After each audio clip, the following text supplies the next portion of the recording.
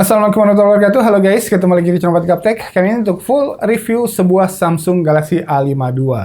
Jadi kalau Galaxy A32 yang kemarin saya review tuh saya bilang kemarin ya, bukan buat saya. Nah, Galaxy A52 ini ternyata kebalikannya. Nih HP tuh buat saya banget. Oke, jadi saya beli sendiri unit Galaxy A52 ini tuh di Tokopedia seharga 4,9 juta. Jadi nggak berdua. Ya jujur kalau lihat dari speknya doang, saya kira tadinya ya tipikal HP Samsung lah yang speknya sama-sama aja dan yang lain, tapi dijual dengan sedikit lebih mahal. Dan ternyata kali ini saya salah. Karena lebih mahalnya di sini menurut saya masih bisa dipertanggungjawabkan lah. Oke, ini dia alasannya. Yang pertama saya suka di Galaxy A52 ini tuh kompromi yang harus saya telan bulat-bulat. Nah, itu tuh dikit, nggak banyak. Apaan aja tuh bang? Kompromi pertama, charger bawahnya dikasih yang 15 watt aja. Jadi ngisi full baterai HP ini tuh agak sedikit lama lah, kayak gini kurang lebih. Nah, padahal HP-nya sendiri udah support fast charge sampai 25 watt. Jadi terpaksa demi konten, saya beli lagi charger Samsung 25 wattnya seharga 110 ribuan lah. Mudah-mudahan ini ori ya. Dan kecepatan charging sampai full 100%-nya sih sebenarnya nggak beda jauh, tapi yang beda tuh di akselerasinya, lebih cepat ngacirnya gitu. Kompromi yang kedua, di sini juga nggak dikasih casing soft gel, ama nggak dikasih earphone juga. Kalau plastik anti gores di layar sih udah terpasang rapih dari sononya ya, jadi nice. Dan kompromi terakhir, SIM tray-nya di sini hybrid. Udah, itu aja yang ketemu sama saya. Tuh, komprominya nggak banyak kan? Ya, enggak lah. Nggak ada HP yang sempurna juga kan. Soalnya kelanjutan dari video review ini tuh tinggal nyeritain unicorns and rainbows. Yuk kita mulai. Dan poin yang paling saya suka dari sebuah Samsung Galaxy A52 ini adalah, tebak. Bukan. Nah. Iya benar. Kamu benar. Kameranya.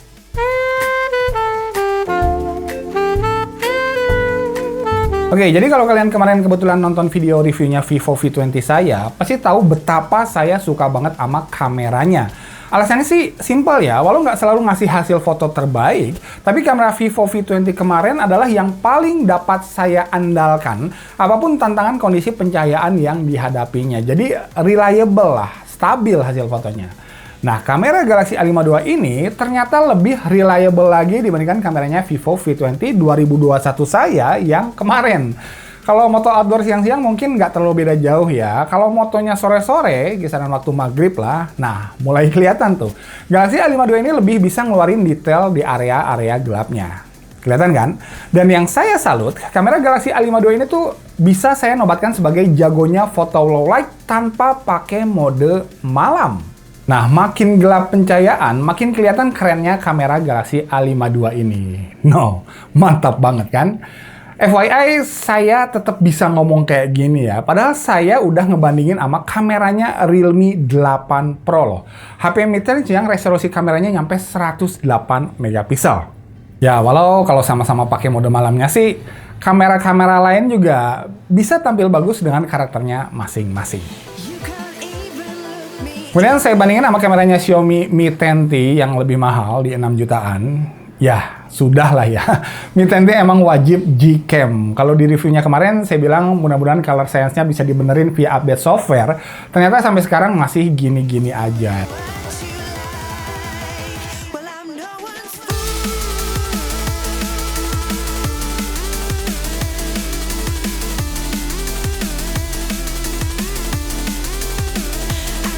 Dan penantang terberat lainnya adalah sebuah Poco X3 NFC yang punya kamera menurut saya yang paling instagramable lah. Yang artinya warnanya gonjreng dan yang penting terang, kontras, walau harus ngorbanin ketajaman. Ya soalnya kalau fotonya di-upload ke Instagram tuh nggak perlu tajam-tajam amat ya gambarnya. Resolusinya tuh bakal otomatis diturunin lagi soalnya, jadi percuma tajam-tajam juga.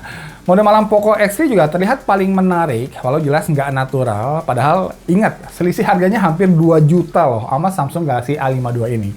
Ya, walau memang makin gelap pencahayaan sekitar, selisih kualitas kamera Poco X3 NFC ini tuh makin jauh tertinggal dari Galaxy A52 saya.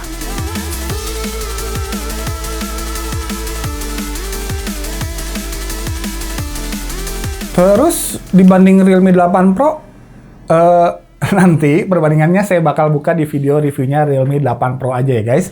Perbandingan hasil kameranya tuh baru boleh saya publish tanggal 7 April nanti pas launching resmi HP-nya soalnya. Saya udah janji ke Realme-nya. Oh ya, Galaxy A52 ini tuh punya optical image stabilization ya. Jadi setiap foto yang saya bandingin barusan adalah satu foto terbaik dari 3 foto yang saya ambil. Nah, kalau di Galaxy A52 ini, milih foto terbaiknya agak susah. Soalnya hasilnya tuh konsisten. Jarang banget ada yang ngeblur berkat fitur optical image stabilization ini. So, good job banget Samsung. Dan yang perlu saya apresiasi juga, kalau yang lain tuh biasanya ngasih lensa wide angle cuma 8 megapiksel, di sini dikasih 12 megapiksel.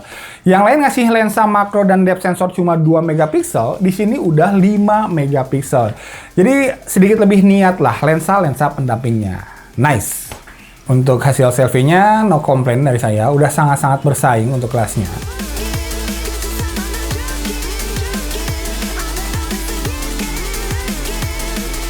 Dan yang gak kalah keren adalah perekaman videonya. Di resolusi 4K bisa tampil ya lumayan stabil lah, tapi memang nggak stabil-stabil amat sih, masih ada goyangnya. Oke guys, ini dia contoh perekaman video dari Samsung Galaxy A52 di resolusi 4K 30 frame per second aja. Seperti ini stabilisasinya, bisa kalian nilai sendiri. Tapi kalau perekaman Full HD-nya sih stabil banget ya, bahkan punya fitur super steady lagi. Jadi smooth banget sapuannya, kayak pakai gimbal, mantap. Oke, jadi ini kalau kita pakai fitur stabilisasinya guys. Mentok di resolusi Full HD 30 frame per second aja ya. Kalau pakai fitur Ultra Steady kalau saya namanya. Ya memang lebih stabil lagi hasilnya. Jadi kalau kalian butuh stabilisasi ekstra, ini bisa dipakai nih guys. Kamera depannya juga bisa ngerekam sampai 4K, hanya memang masih goyang, harus pakai gimbal jadinya. Kalau buat ngevlog tapi nggak bawa gimbal sih, pakai resolusi Full HD aja deh, biar lebih stabil hasilnya. Stabil, mungkin harus di Full HD ya guys, untuk ngevlog itu lebih aman kalau ngerekamnya di resolusi Full HD. Jadi kalian nggak usah bawa gimbal. So, dari kameranya aja udah banyak ya, pembenaran harga 4,9 jutaannya. Oh ya, saya juga punya info yang canggih nih guys. Percaya nggak, jaket yang saya pakai ini, yang keren, tipis, adem, dan lembut banget bahannya. Ini tuh ternyata bisa nangkal sinar ultraviolet berbahaya sampai 90% loh. Baru tahu kan? Hah, sama. Nah, ini nih buktinya. Kaos kartun biasa yang sekilas kelihatannya tuh lebih tebal ya. Tapi ternyata sinar ultravioletnya masih tembus banyak, men. Ke kulit kita pastinya, jadi bocor. Nah, jaket saya, walau kelihatannya jauh lebih tipis, sinar UV-nya bisa keblok dengan sangat signifikan banget. Canggih ya, produk pakaian aja sekarang udah pakai teknologi, men. Kita semua tahu lah ya, bahayanya sinar UV buat kulit kita, apalagi di daerah tropis kayak Indonesia ini. Nggak cuma bikin kulit belang, tapi juga bisa ngerusak sel-sel kulit kita loh. Bahkan bisa jadi penyebab kanker kulit. Ngeri kan?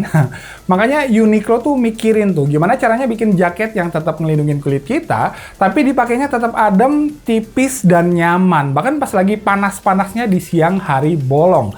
Lewat line up produknya Uniqlo UV Protection Series. Produknya bukan cuma jaket loh guys, ada t-shirt, cardigans, leggings, hoodies.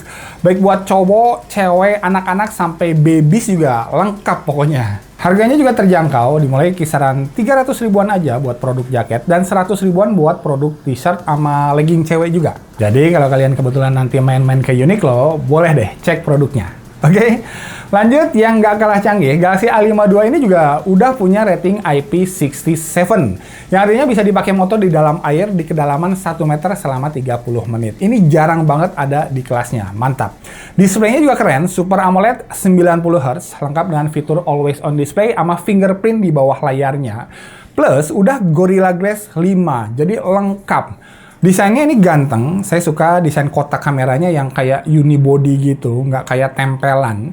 Dan walau ini polikarbonat, bukan kaca, tapi jujur awal-awal pas saya pegang, dikirain ini tuh kaca Dove asli loh. Solid banget feel-nya. Nah, setelah baca-baca artikel di internet, baru ngeh deh kalau ini tuh ternyata polikarbonat. Dan so far cukup tahan goresan kok, masih perfect banget soalnya. Nggak ada goresan-goresan halus sama sekali di back covernya. Setelah pemakaian sekitar hampir 2 mingguan tanpa casing sama sekali. Beda banget sama Samsung Galaxy A32 yang kemarin. Ada Near Field Communication, sensor-sensornya lengkap, baterainya 4500 mAh juga kebilang awet. Saya pakai normal tanpa gaming, bisa tembus 2 hari 2 malam, mantap. Dan terakhir saya mau ngomongin performanya. Snapdragon 720G, RAM-nya 8GB, storage-nya 128GB. Di atas kertas, nggak istimewa untuk kelas harganya. Hanya kebetulan saya syuting tes PUBG sama Genshin Impact HP ini tuh barengan sama Realme 8 Pro ya, yang chipsetnya sama persis. Dan ternyata yang saya rasain di Galaxy A52 ini tuh somehow bisa sedikit lebih smooth mainnya. Sedikit aja sih, tapi kerasa kok. One UI-nya Samsung tuh berasa lebih optimal. Respon layarnya juga sedikit lebih gesit di Samsung. Agak sulit dibuktiin sih klaim ini ya. Tapi ya, di sini saya cuma sharing pengalaman aja. Yang jelas Samsung Galaxy A52 ini saya beli sendiri. Sedangkan Realme 8 Pro-nya dikasih gratisan dari Realme Indonesia. Jadi kalau mau ngebagus-bagusin, harusnya saya Pro Realme dong ya. So, kesimpulannya, jujur surprisingly saya suka banget sama Samsung Galaxy A52 ini. Kalau memang ada budgetnya sampai 5 juta, silakan dibeli aja. Nggak akan rugi, terutama buat kalian-kalian yang butuh kamera yang paling reliable di kelasnya. Bisa disemplungin ke air, kualitas displaynya juara, speakernya stereo.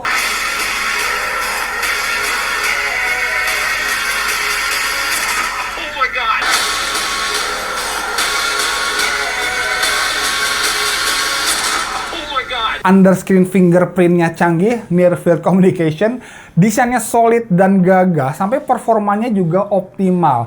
Paket lengkap, segala bagus lah nih HP. Minim kompromi, mantap. Tapi kalau budgetnya mentok di 4 jutaan, Vivo V20 bisa jadi alternatifnya. Itu HP yang bagus juga. Dan kalau 3 jutaan aja budget kalian, rekomendasi saya ada di Poco X3 NFC. Walau daftar kompromi di kedua HP tadi tuh bakal sedikit lebih panjang lah. Atau kalau kalian mau nunggu Redmi Note 10 Pro sama Realme 8 Pro, ya silahkan ditunggu aja reviewnya di channel ini. Oke, thanks for watching. Mudah-mudahan videonya bermanfaat. Assalamualaikum warahmatullahi wabarakatuh.